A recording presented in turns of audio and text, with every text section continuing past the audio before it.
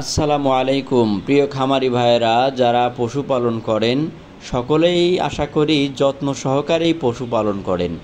এই পশুটি হচ্ছে শাহিওয়ালের একটি বাছুর, আর এটি পালন করা হচ্ছে, এটা কৃমিমুক্তকরণের পূর্বের ভিডিও।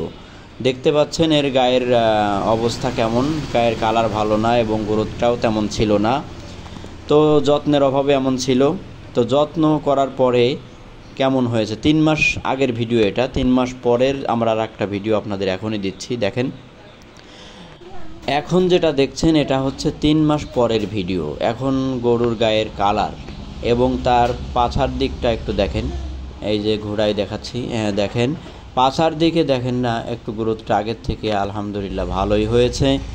তো যদি ভিডিও করে না রাখতাম বুঝতেই পারতাম না যে গরুর আসলে কতটুকুন পরিবর্তন হলো। এরপরে আমি বাহিরের লুকটাও আপনাদের দেখাবো, একটু বাহির থেকে দেখেন গরুটা কেমন দেখা যায়। এবার কুরবানিতে ইনশাল্লাহ সেল দেওয়ার চিন্তা ভাবনা আছে। গরুটি দেখতে পাচ্ছেন এটা শাহিওয়ালের একটি বাছুর, 2 দাঁতের, আর যত্ন নেওয়া হচ্ছে। আশা করি কুরবানিতে ভালো একটা ফলাফল আসবে।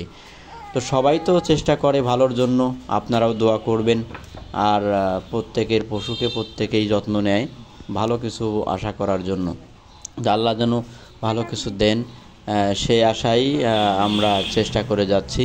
আর গরুর খাদ্যখানা হিসেবে মেনটা হচ্ছে যত্ন নেওয়া, গরুকে নিয়মিত গোসল করানো, কৃমিমুক্ত করানো এবং ওর পর্যাপ্ত পরিমাণে ঘুমের প্রয়োজন, পানি খাওয়াবেন, যত্ন